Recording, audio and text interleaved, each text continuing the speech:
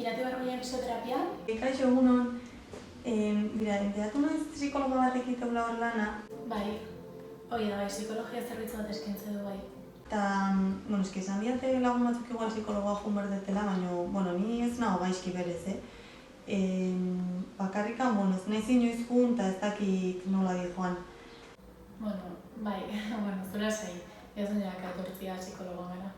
Ni ez dut uste bana honik, ez da ezer, printzipioz ondo nago, ez dakit zein behar deten, nola hartzean txanda, oze... Bale, behitu, oso bat ingo dugu. Nik emango ez dut, ordua narakin, da lagur psikologa. Hoi da, eta lehenengo saio honetan, hoi da, ezagutzezate, esplikatzezko zua zurete ezaketa. Eta hoi da, horrela bakiko zua, horrela jarraitu edo zein berdezuen, bale? Hoi da, bai.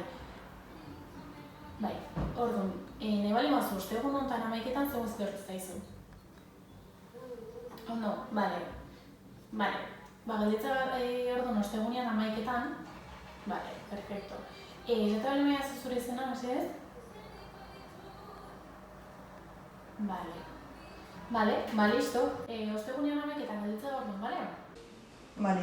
Bale, eskerrik asko. Asko, zuri, gero arte, agur. Agur.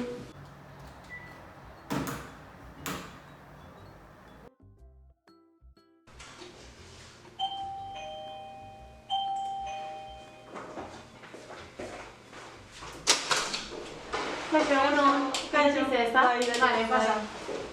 Zela hartuko dut. Hoi da, bai. Eta direkto pasako gara, hemen bale. Kaixo, pasa da zeite, serio. Bale. Hortxe bertan. Bai, serio da, serio.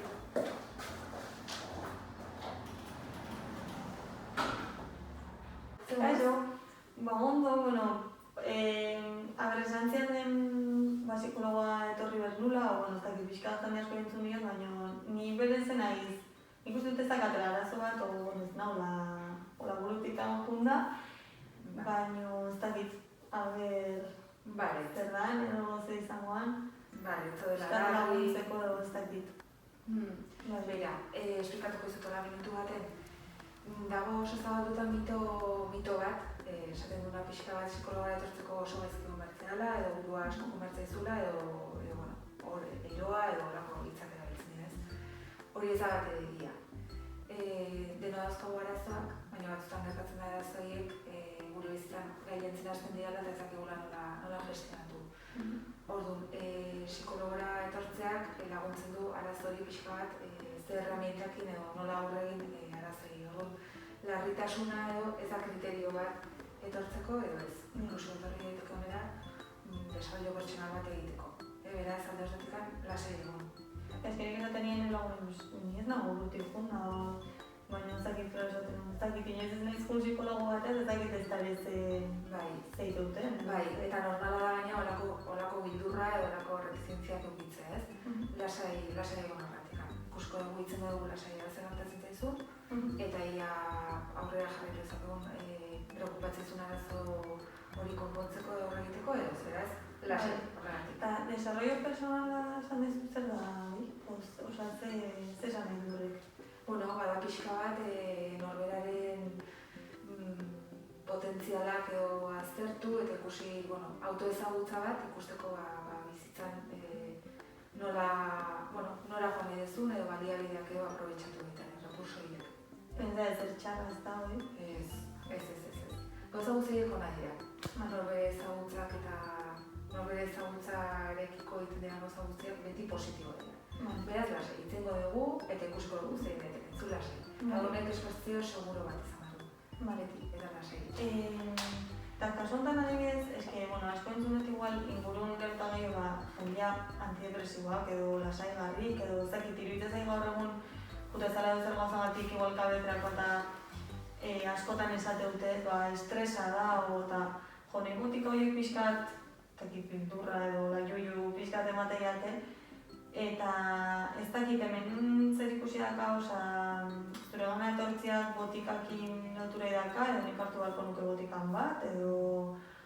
Ez dakit, ni berez determina izonea, nik nahi nulako, baina pixka bildurro bai igual Osea, nik berez ez ditut botikak hartu nahi, bueno, Bai, hor daukazu. depende, bai, ez dakit. Lasai, gaitxa argituko dizute zalantzari beraraxe.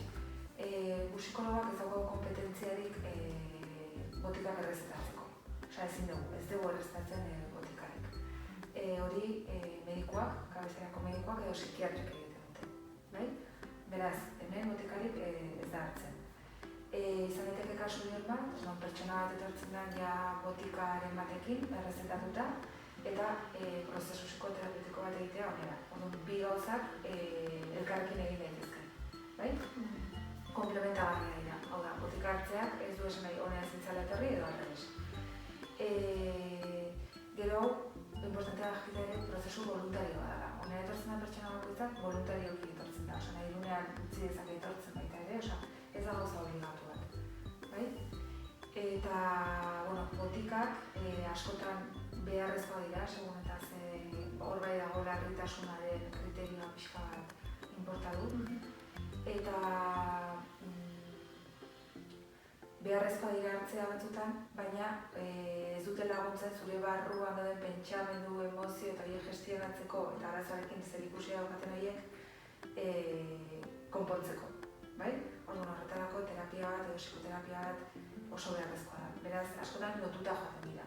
Botikak eta psikoterapia. Edo askotan psikoterapia bakarrik.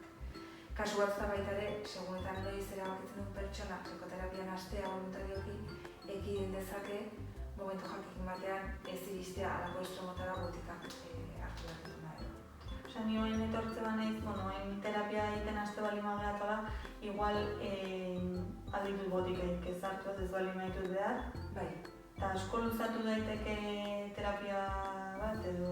Beira, lehenengo galdera erantzungo diot eta bai, ekidin dezakezu prozesu bat egiten badezu. Bai? Norberak asko jarri behar du bere aldetik baita ere. Bai? Hau da, prozesu konjunto bat hasten dira, baina norberak bere aldetik asko jarri behar du, baina bai, ekidin daiteke. Eta luzerarena, nik normalean ez asko luzatzen terapia, bai? Kasuaren arabera. Gaur egingo dugu balorazio bat, ikusiko dugu gutxi gora bera, zenbateko luzapena izan dezakea. Normalean izaten da astero, hasieran 6. Sesio arte dela, eta gero oso flexiblea izaten da evoluzioaren arabera. Bai? Baina ez uste izango dela 2 urtetako prozesu bat errela, izan daiteke, pertsonak nahi baldin badu eta behar ikusten bada, baina normalean ez da hainbeste luzatzen. Bai. Eta gero, eski hasieran bai ematen zen pixka eta atzeaka ez dakit, pentsatzen konfidenzialitasuna goala, baina baino herri txikian eta hola, hasieran gero igual aurrera psikologoa jutia ez bazei, igual ez zaiko inporta kontatzea ez, baina hasieran pixka konfiantza eman zian igual zerbitzu joi daudela eta orduan txanda eskatzeko orduan edo ez dula ematen psikologo batean joala. Baina gero pentsatzen hori, hitzeitean hartu dena ere bai, pixka eta hasieran emateko apurua igual ezaguna izango bazina edo herrikoa ez, gehiago kostako zitzaian etortzia, Bai, bera, lasai. Egia esan, oraindik ez dago normalizatuta. Gustatuko litzaiguke, ez dago zeharo normalizatuta psikologora etortzea.